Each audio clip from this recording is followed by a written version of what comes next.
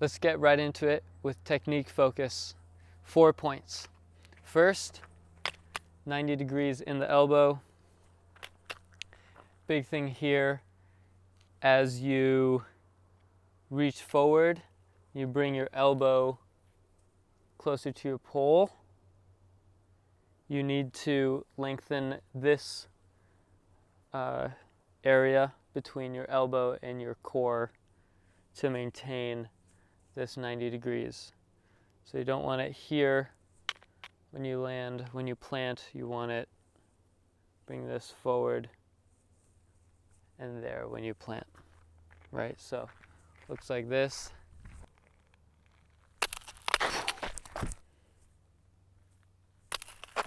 The more straight up and down you can have them when you first initially plant, the better, but just make sure that this elbow doesn't collapse into that initial impact.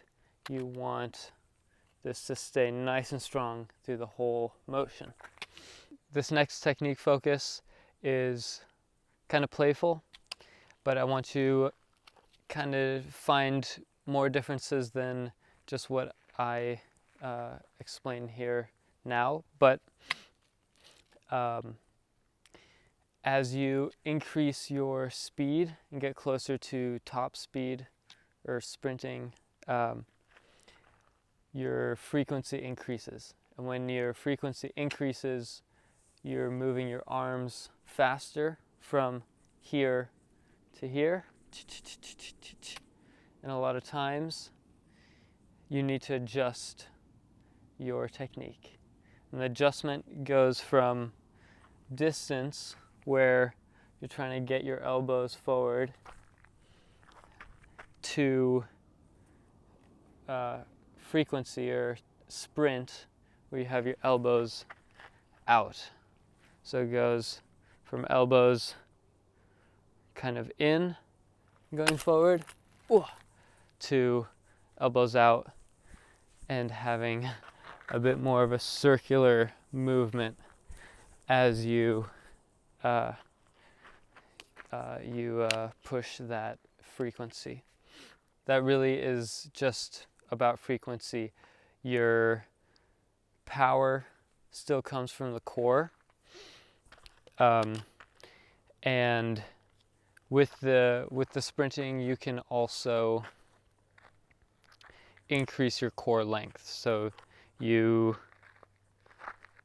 can squeeze your knees together in your thighs as you come forward to increase your core distance, the length of your core, from, instead of just from your hips to your shoulders, you have all the way from your knees to your shoulders in that nice cradled C shape. You can also tuck your knee behind the other knee in that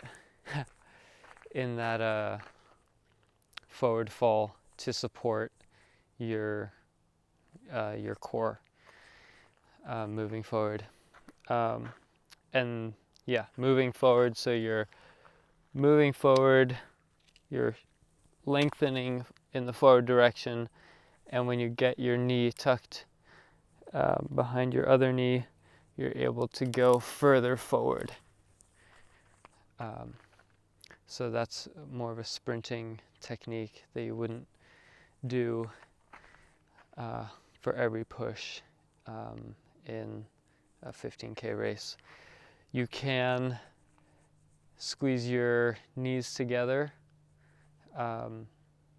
hard or soft, slightly, as you come forward in more of a distance technique. And the more you do that, the more you'll get used to it, and you can apply that for a faster, more distance type double pole. Next technique focus is easy. It's just to be aware of how far back your arms are moving, how far forward your arms are moving, depending on the terrain. So flat and downhill, you have full range of motion, letting your arms swing all the way through.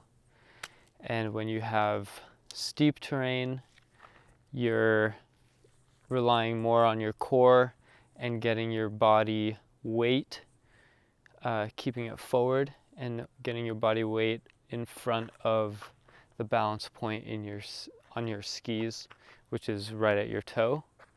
So the more of your weight you can keep in front of that balance point, the easier it'll be for you to get up the hill.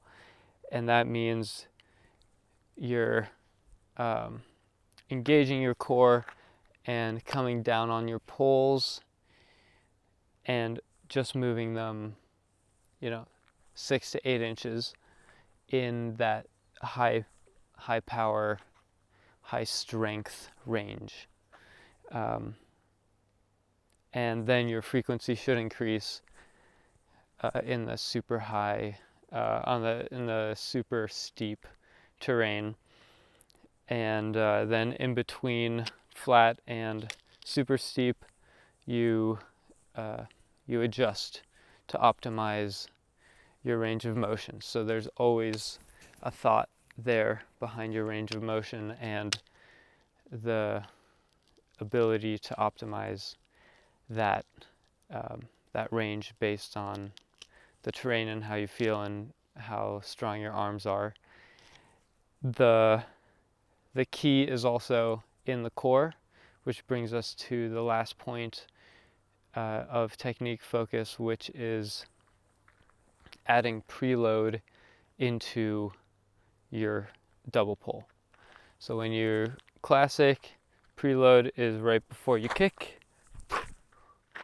When you double pull, the preload comes the preload comes right before you pull. So right before you pull, your hips pop just a little bit, pop, and you come into it. So you're gliding, you come up, and then pop, gliding, come up. So it's that added little explosive piece to add to your technique, and that's something that is across all 3 techniques: skating, classic, double pull. So you keep that in there. A little bit of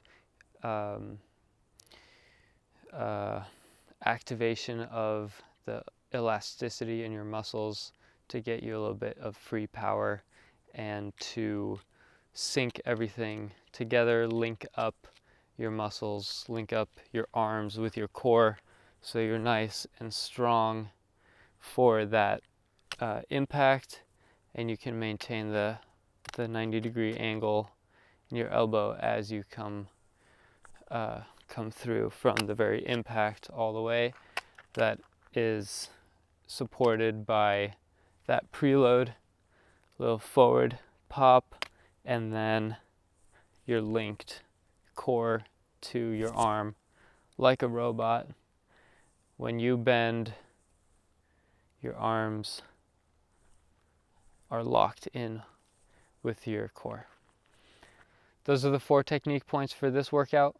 As we get closer to ski season, we'll keep getting more and more specific on technique. All right, let's go.